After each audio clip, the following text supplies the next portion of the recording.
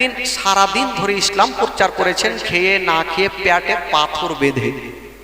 আমার নবী পেটে পাথর বাঁধা কেন জানেন? সাহাবারা যেন বুঝতে না পারে যে আমার নবী কিছু খায়নি, পেটে পাথর বেঁধে জামাটা রেখে দিয়ে যাতে বুঝতে পারে পেটে কিছু আছে। কেমন ছিলেন আমার নবী? পেটে পাথর বেঁধে সারাদিন দেশে দেশে ঘুরেছেন বাবা। সেদিন আমার নবীর কলমা কেউ পড়ে না, আমার নবীর চোখ দিয়ে পানি। অন্য দিন আমার নবী ঘুরেছেন, আমার নবীর কলেমা পড়েছে, মনটা ভালো ছিল। আজকে সারাদিন ঘুরেছে, আমার নবীর কলমা কেউ পড়ে না।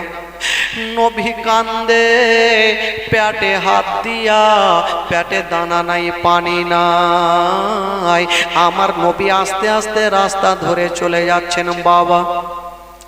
যেমনই চলে যাচ্ছেন মা গো, রাস্তা ধরে যাচ্ছেন বন্ধুরা।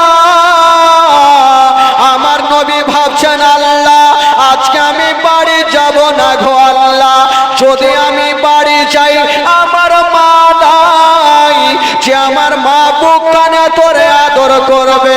আমার আব্বা নেই, যে আমার আব্বা আমাকে বুক কানে ধরে আদর করবে। মা নাই, বাবা নাই, আমার নবী যেন আর বাড়ি গেলেন না। সেদিন রাত্রে কোথায় গিয়েছিলেন বাবা? কিতাবে লিখছেন আমার নবীর একটা চাচাতো বোন ছিল, যার নাম ছিল বাবা উম্মে হানি। ওই উম্মে হানির গেটে যেন ডাক দিতেছেন, উম্মে হানি বাবা গো, যেমনই দরওয়াজা খুলেছেন মা দুই নয়নে দেখছে গো, আমার নবীর চোখ দিয়ে যেন ঝরঝর করে পানি ঝরছে। উম্মে হানি বলছেন ইয়া রাসূলুল্লাহ, আপনি এতক্ষণ এত রাত্রে আমার বাড়িতে কেন এসেছেন? আমার নবী কাঁদতে কাঁদতে বলছে, বহিন উম্মে হানি রে, আজকে আমি একটা তোমাকে কথা বলবো। বলল কি কথা? বলছেন বহিন উম্মে হানি রে, যদি পারো তবে আজকে রাতটা একটু তোমার বাড়িতে থাকার জায়গা দাও। আচ্ছা বলো তোমার কি মতামত? উম্মে হানি আমার নবীর হাতখানা ধরে বলেছেন, ইয়া রাসূলুল্লাহ, আপনাদের নিমন্ত্রণ দিয়ে পাওয়া যায় না, আপনি হচ্ছে শেষ জামানার নবী। ইয়া রাসূলুল্লাহ, আপনি যার বাড়িতে থাকবেন তার বাড়িতে কোনো শয়তান ঢুকতে পারবে না। আপনার গায়ের সঙ্গে যার শরীরে টাচ হয়ে যাবে তার শরীরে কোনো আগুন, জাহান্নামের আগুন লাগবে না। ইয়া রাসূলুল্লাহ, আপনি নবী আমার বাড়িতে থাকবেন, ইয়াতে কোনো বাধা নাই। ইয়া রাসূলুল্লাহ, আপনি যতদিন থাকতে পারেন থাকেন। ওই উম্মে হানি বাবা গো ঘর কানটা খুলে দিয়া আমার নবীর জন্য একটা বিছানা বিছিয়ে দিল। ওরে যুবকেরা, সেই নবী না হলে আসমান জমিন সৃষ্টি হতো না, সেই নবী না হলে পাহাড় পর্বত সৃষ্টি হতো না। ওই নবী মুস্তাফা একটা বিছানাতে বসে আছেন বাবা, পেটে পাথর বেঁধে, আমার নবীর চোখে দিয়া পানি, আর যেন ক্ষুধার জ্বালা সহ্য করতে পারে। ডাক দিচ্ছেন উম্মে হানি রে, বহিন একটু কাছে আসো, বলুন ইয়া রাসূলুল্লাহ কি বলছেন? বলছে উম্মে হানি রে, আচ্ছা বলো তোমার বাড়িতে কি কোনো খাবার আছে? উম্মে হানি বলছেন ইয়া রাসূলুল্লাহ, আমার বাড়িতে কোনো খাবার নাই, তবে নবী গো এমনই খাবার আছে যেই খাবারটা আপনাকে দেওয়া যাবে না, আপনি দোজাহানের বাদশা, আপনাকে দিতে পারবো না। বলল কি আছে? বলল উম্মে হানি বলছেন ইয়া রাসূলুল্লাহ, আমার বাড়িতে শুকনা জয়ের অর্ধেকটা রুটি আছে, আপনি নবী, আপনাকে কেমন করে দেব? আপনাকে দিতে পারবো না। আমার নবী পেটের জ্বালাতে বলছেন উম্মে হানি রে, আমাকে অর্ধেকটা শুকনা জয়ের রুটি তুমি দিয়ে দাও। অর্ধেকটা রুটি নিয়েছেন বাবা, চোখ দিয়ে পানি ঝরছে। আল্লাহ, আমার মা যদি থাকতো, আমার মা আমার জন্য খাবার তৈরি করে দিত। আব্বা যদি থাকতো, আব্বা আমার জন্য খাবারের ব্যবস্থা করে দিত। আমার নবী শুকনা জয়ের রুটি খানা নিয়ে বলছে বহিন উম্মে হানি রে, তোমার বাড়িতে কোনো কি তরকারির ব্যবস্থা আছে? উম্মে হানি বলছেন নবী গো আমার বাড়িতে কোনো তরকারির ব্যবস্থা নাই। বলছে উম্মে হানি তোমার বাড়িতে লবণ আছে? বলে হুজুর শুধু শুকনা কি বলে ওই গোটা লবণ ছাড়া কিছু নেই। বলে গোটা লবণ নিয়ে আসা দাও।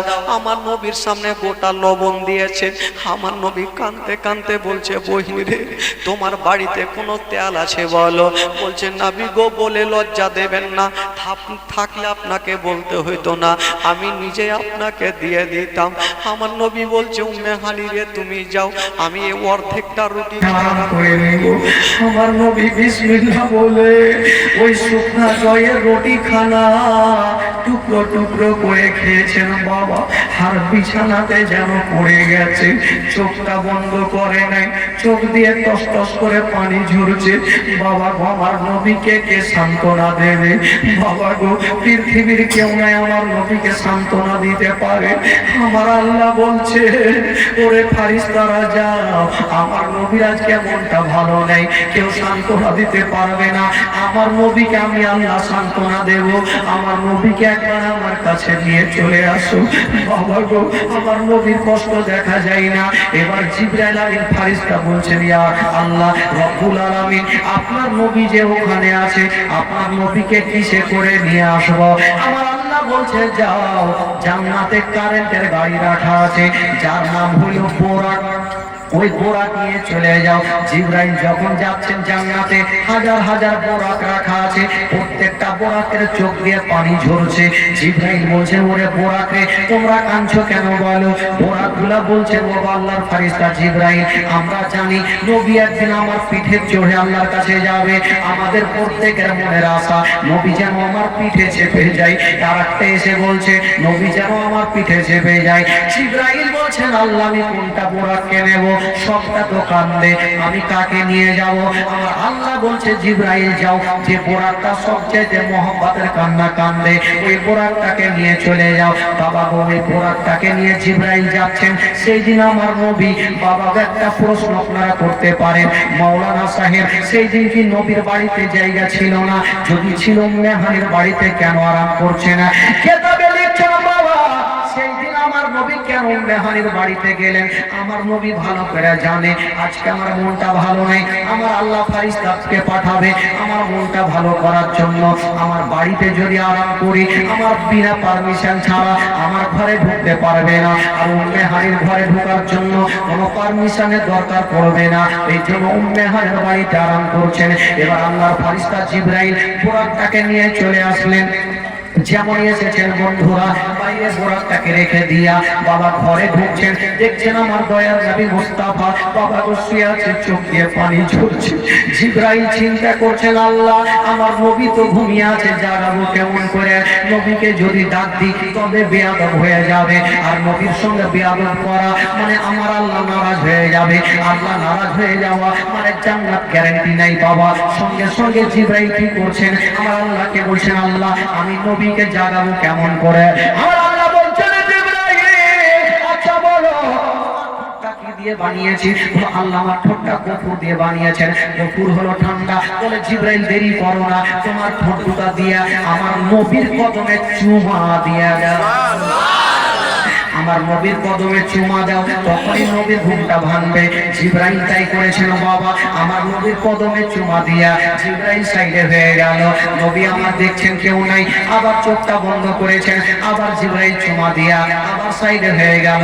এই করে করে তিনবার চুমা দিয়েছেন। আমার নবী বলছেন জিবরাইল বলো তুমি একবার চুমা দিয়েছো, আমি জেগে গেলাম, তুমি তিনবার চুমা দিয়ে কি পেয়েছো? জিবরাইল বলেছেন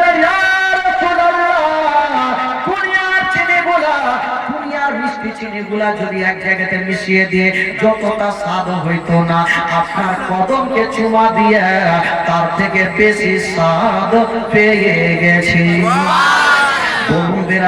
আমার নবীর কদমকে চুমা দিয়া জিবরাইল কত স্বাদ পেয়ে গেল। এবার নবী বলছেন জিবরাইল বলো আচ্ছা বলো তুমি কেন এসেছো? জিবরাইল বলছেন ইয়া রাসূলুল্লাহ আল্লাহর হুকুম হয়েছে আপনাকে আমি নিয়ে যাব।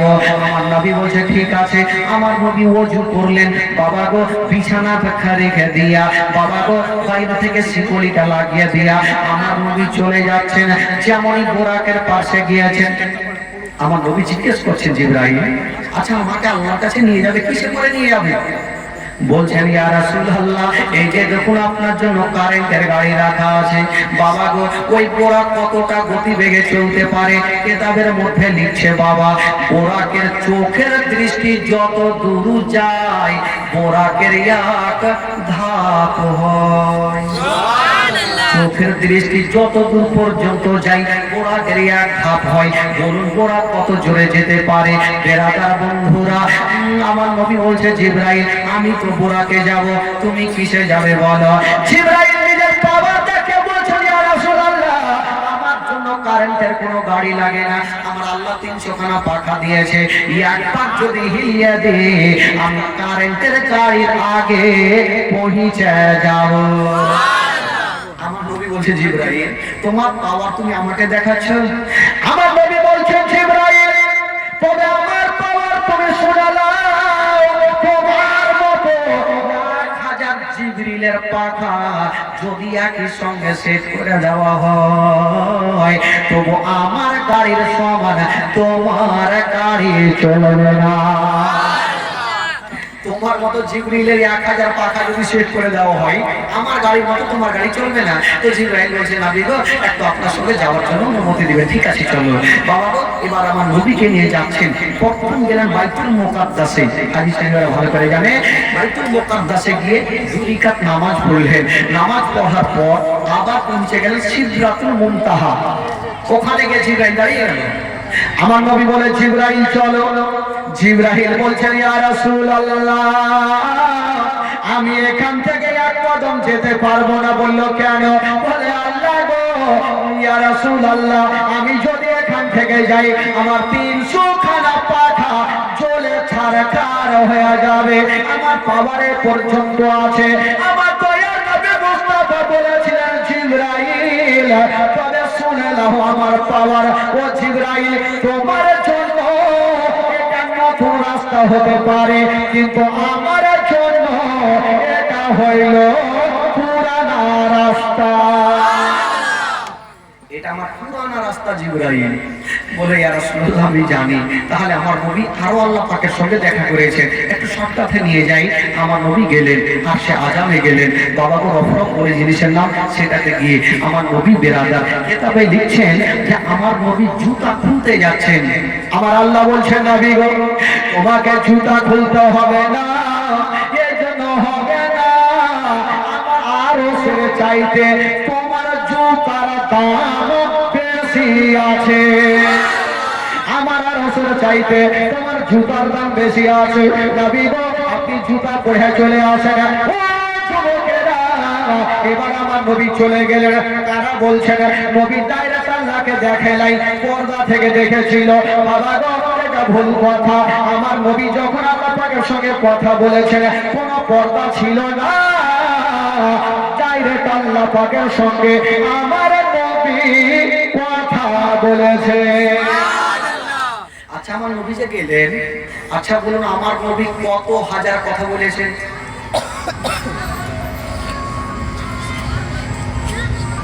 বলুন, আমার নবী আল্লাহ পাকের সঙ্গে কতটা কথা বলেছেন?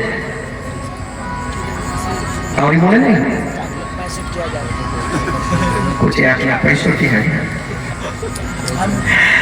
আমার নবী আল্লাহ পাকের সঙ্গে 90,000 কথা বলেছেন। জোরে বলুন সুবহানাল্লাহ।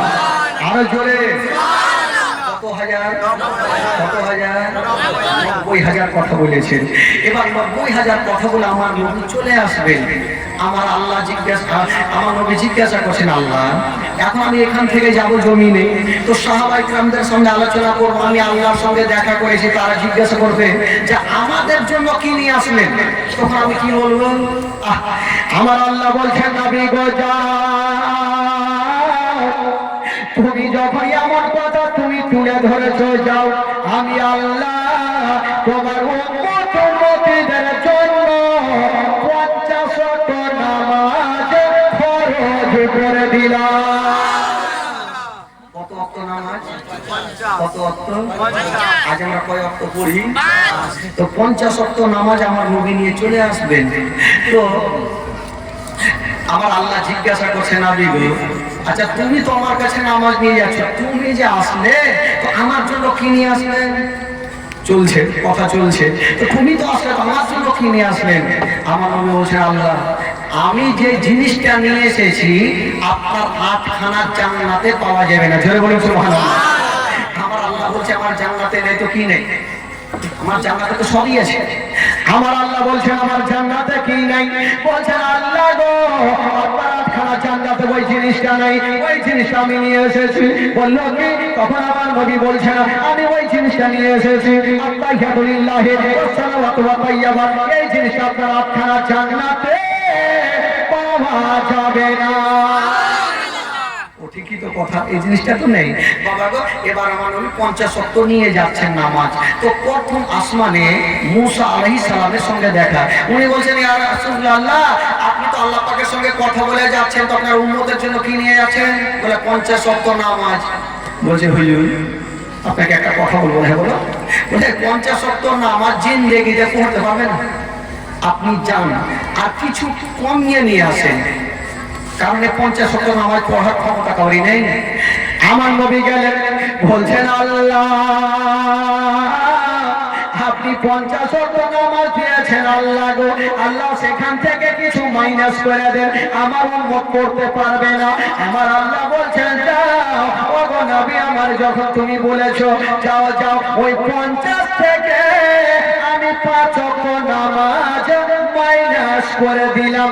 বলুন বেরাদার 50 থেকে 5 বাদ দিলে থাকলো কত? কত থাকলো? এবার 45 ওয়াক্ত নিয়ে যাচ্ছেন। আবার মুসা আলাইহিস সালাম বলছেন ইয়া রাসূলুল্লাহ কত হইল? বলছে 5 ওয়াক্ত মাইনাস কত? 45। বলছে ইয়া রাসূলুল্লাহ এটাও পারবে না, আবার কিছু কমান না, 45ও করতে পারবে না। আমার নবী গেলেন আল্লাহ গো আরো কিছু কমিয়ে দেন। আমার আল্লাহ বলছেন যাও, যখন আবার তুমি এসেছো যাও যাও, আবার আমি 5 ওয়াক্ত নামাজ মাইনাস করে দিলাম, 45 থেকে 5 বাদ দিলে থাকলো 40। এবার 40 নিয়ে আসেন। আবার ওই বলছে মুসা আলাইহিস সালাম নবী গো 40ও করবেন, আবার যান। এই করে করে আমার নবী 9 বার গেলেন আর 5 ওয়াক্ত করে মাইনাস হইল। তো 9 বারে 9 5 এ কত হইল? 50 থেকে 45 মাইনাস করে থাকলো কত? 5 ওয়াক্ত নিয়ে চলে আসবেন। তো আমার নবী আপনারা প্রশ্ন করবে যে আমার নবী যদি একবারই যেতেন আল্লাহকে, আমার নবীর মনের কথা জানতেন না যে বারবার গেলেন আর বারবার 5 ওয়াক্ত করে কমালেন, একবারই তো কমিয়ে দিতে পারতেন, তো বারবার করে কেন রাখলেন? আমার নবী বলছেন আমি জানি আমার নবী জবাব এসেছে, আমার আরশে আযমের মান সম্মান বেড়ে গেছে। আমি চাইলে তো একবারই কমাইতে পারতাম বাবা গো। এবার 5 ওয়াক্ত নামাজ নিয়ে যাবে, আমার নবীর মনটা ভালো করে না কেন? আমার আল্লাহ বলছেন ও হাবিব তুমি নামাজ চাইলে নামাজ দিলাম, তো যাও। আমার নবী বলছেন আল্লাহ গো মনটা আমার ভালো করে না। বললো কেন? বলছেন আল্লাহ যদি 50 ওয়াক্ত নামাজ নিয়ে যেতাম আমার উম্মতিরা কষ্ট করে পড়ে নিত, তবে নেকি অনেক হইতো। 5 ওয়াক্ত নামাজ পড়ে বেশি নেকি হবে না। আমার নবী বলছেন 50 ওয়াক্ত যদি নিয়ে যেতাম তাহলে পড়তো নেকি অনেকটা হইতো, 5 ওয়াক্ত নামাজ পড়ে বেশি হবে না। আমার আল্লাহ বলছেন নবী আমি সব সহ্য করব, তোমার দুঃখ সহ্য করব না। জোরে বলুন সুবহানাল্লাহ। আমার আল্লাহ বলছেন নবী গো এমন কথা যখন তুমি তুলে ধরেছো যাও যাও, তোমার উম্মতিরা 50 ওয়াক্ত নামাজ, এই 5 ওয়াক্ত নামাজ যদি ভালো করে পড়ে লাই, ঈমানের সহিত পড়ে লাই, ভালো করে ভালোবাসাতে পড়ে নাই, তবে 50 ওয়াক্ত সমানের নেকি আমি এই 5 ওয়াক্তে দিয়া দিব। 50 ওয়াক্ত নামাজ পড়ে যতটা নেকি হইতো, তোমার উম্মতি যদি 5 ওয়াক্ত নামাজ পড়ে আমি আল্লাহ 50 ওয়াক্ত সমানের নেকি দেব। এবার আমার নবী নামাজ নিয়ে চলে আসেন বাবা, এই জন্য তো কবি লিখেছেন অমেরা যেতে গিয়া নবী আরশে পৌঁছিলেন, খোদার সাথে দিদার করে নামাজ নিয়ে আসিলেন। জোরে জোরে সুবহানাল্লাহ। ও মেরাজেতে গিয়া নবী আরশে পৌঁছিলেন, খোদার সাথে দিদার করে নামাজ নিয়ে আসিলেন, নামাজ নিয়ে আসিলেন। মেরাজেতে গিয়া নবী আরশে পৌঁছিলেন, খোদার সাথে দিদার করে নামাজ নিয়ে আসিলেন। ও নামাজ হবে কবরের আলো, অন্ধকার রবে না, মদিনায় ডাকো না আকা, মদিনায় ডাকো না, মদিনায় ডাকো না আকা, মদিনায় ডাকো না। ও মদিনাতে গিয়া নবী তোমার দিদার করিব, মনের জ্বালায় আমি সেথায় গিয়া মিটাবো। গোটা মাজমা বলু, ঘুমাই না ভাই, চোখটা একটু বড় করে রাখেন না, জীবনী শুনেন না, মন খুলে শোনাবো। মোহাম্মদে বলুন সুবহানাল্লাহ, জোরে বলুন।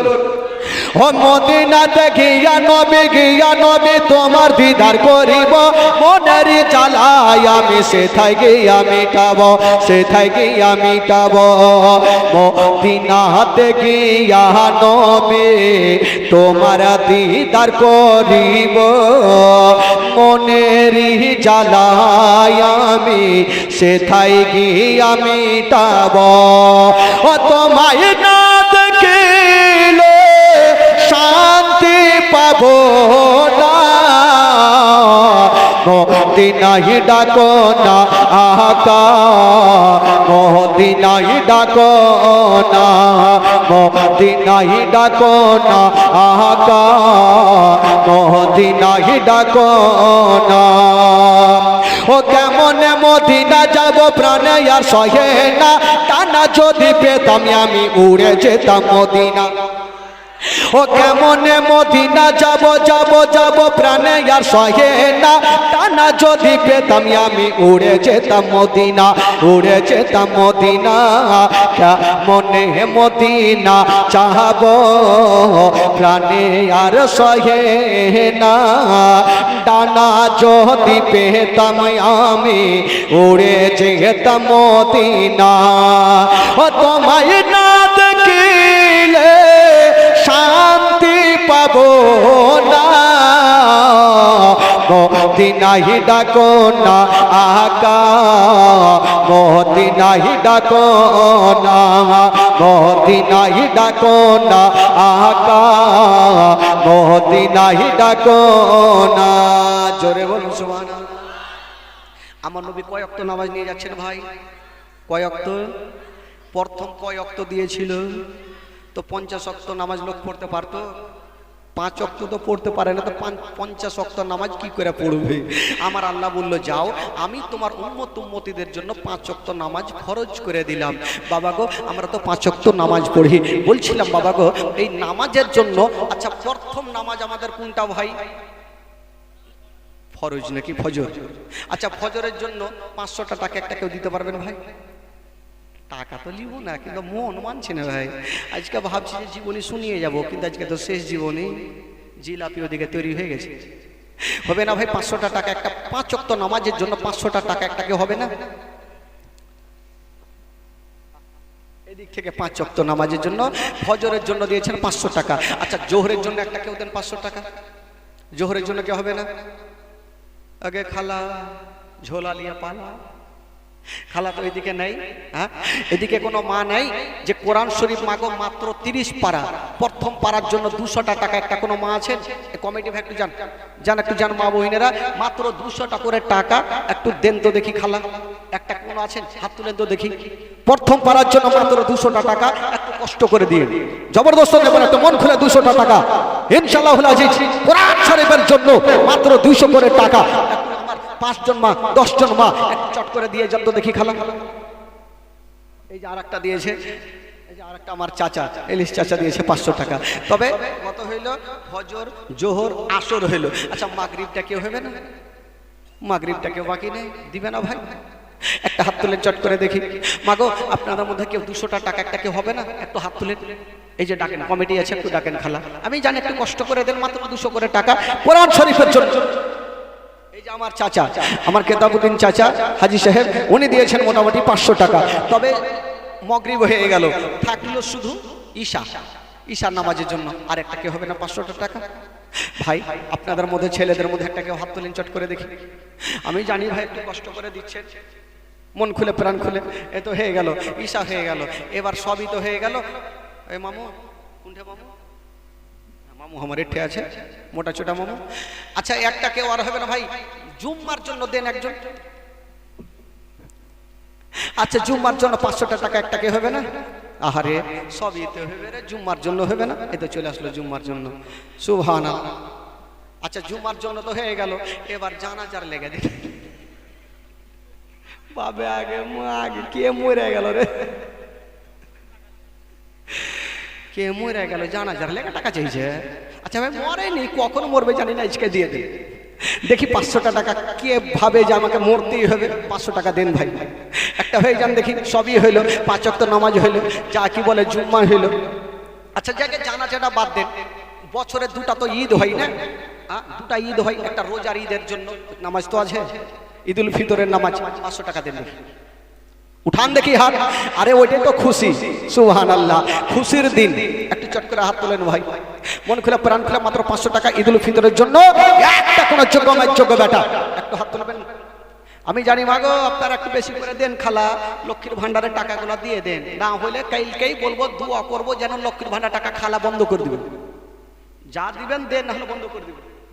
চটচট করে দিয়ে যান। একটা কেউ হবে না ভাই? ঈদুল ফিতরের জন্য কেউ হলো না? একটা কোনো নাই, দিয়েছেন তো সবাই আমি জানি, কিন্তু একজন ভাই আমার শেষের সময়, একটা কোনো বাবা চাচা একটু চট করে হাত তুলেন। মাত্র 500 টাকা নাই? হবে হবে। আরে দেখছে পিছন থেকে তো অনেকটা ভাই বসে আছে, দূর দূর থেকে এসছে। হ্যাঁ হবে না একটা কেউ 500 টাকা? মন খুলে প্রাণ খুলে যদি পারেন ভাই একটু 500 টাকা একটু চট করে দিয়ে যান, ইনশাআল্লাহ আজিজ দোয়া করব আর জীবনটা আগে নিয়ে যাবো। একটা ভাই চট করে নিয়ে আসেন। আমার নবী যে 5 ওয়াক্ত নামাজ নিয়ে গেলেন, তারপরে কি ঘটনা ঘটছে? একটা ইহুদির সাথে একটা বেটা থেকে বেটি হয়েছিল, মারাত্মক ঘটনা ভাই। তবে বলছিলাম বাবা গো, ঈদুল ফিতরের জন্য 500 টাকা একটা কোনো ভাই একটু চট করে হাত তুলেন। যে মৌলানা সাহেব যাকে যখন বলছেন আমি 500 টাকা দিয়ে দিলাম, মন খুলে প্রাণ খুলে দিলে রে। আচ্ছা মাশাআল্লাহ, যা আরো বস্তা নিয়ে যান। আরে খালা গে একটু আঁচলটা খুলো খালা, ময়া হয় না, দয়া হয় না। হ্যাঁ ভালো করে জানো যে আমার জীবনী থেকে টাকা যেন ঘুরে যাবে না, যেটি নিয়ে এসো দিয়ে দাও, ঘুরিয়ে নিয়ে জানো না, সব পয়লা হয়ে যাবে, বাড়ি যেতে দিবেন। ঘুরিয়ে নিয়ে না খালা, একটু চটচট করে দেন। একটু আমার সাথে পড়ুন তো ভাই, ইমান তাজা হবে। ও মুসিবতে না পাই যদি, আগে মা আগে আর জীবনী করতে হবে না, সব মুখস্থ হয়ে গেছে। পড়ুন, ও মুসিবতে না পাই যদি, মুসিবতে না পাই যদি করোনা কবরে হাসরে কি হবে আমার, কবরে হাসরে। আরো জোরে হবে, ও মুসিবত না পাই যদি করোনা তোমার, কবরে হাসরে কি হবে আমার, কবরে হাসরে কি হবে আমার, কবরে। 200 টাকার সংখ্যা দিয়ে দিয়ে সেখানে। আহারে আহারে, হাওয়া করতে করতে চলে যাবো বাড়ি। সুবহানাল্লাহ, নিয়ে তো যেতে হবে, বাড়িতে ফের অপেক্ষা করছে। আমার তো বাড়ি শেষ না, 3-4টা বাড়ি, ওদিকে জোলা বহু অপেক্ষা করছে, নিয়ে যেতে হবে। মন খুলে প্রাণ খুলে, ও মুসিবত না পাই যদি, মুসিবত করোনা তোমার কবরে হাসরে কি হবে আমার কবরে হাসরে কি হবে আমার ও আছি গো ডুবে আমি দেখা রে সকালে গলা উঠবে না রে আমার অভ্যাস হয়েছে ভাই কিছু হবে না কিন্তু ইয়ারা গলা বসে যাবে তখন বলবে স্বামীকে বলবে মামি মানে গলা উঠবে না তো কি করবে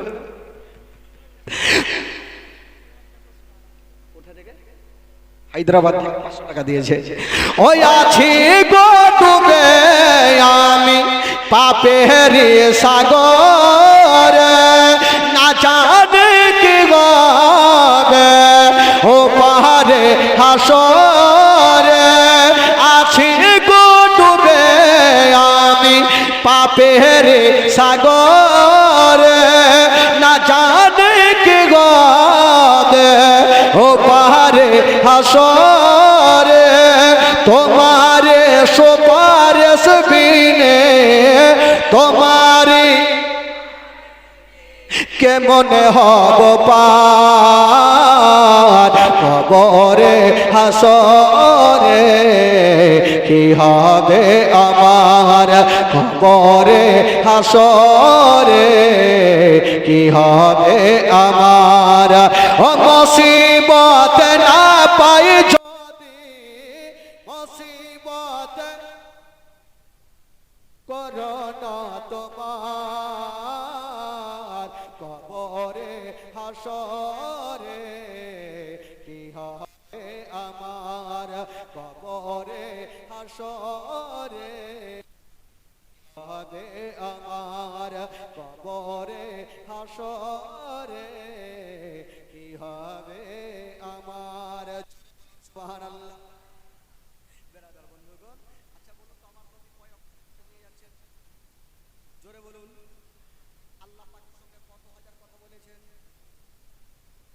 আমার নবী আল্লাহ পাকের জন্য কি নিয়ে গেছেন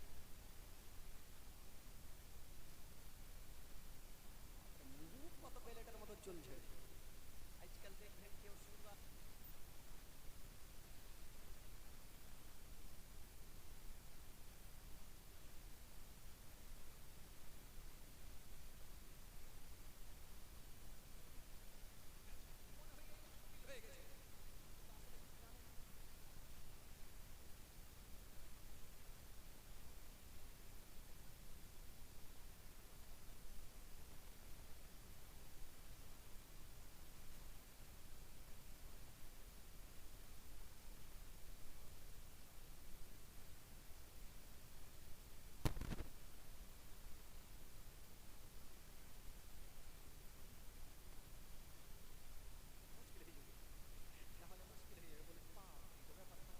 তো আমরাই হয়ে গেল দুনিয়ার তো বলছিলাম আমি ওইদিকে আর যাবো না আগে একটু জীবনী শুনেন তারপর একটা মারাত্মক ঘটনা বলবো যে ঘটনা হয়তো শুনেননি আমার নবী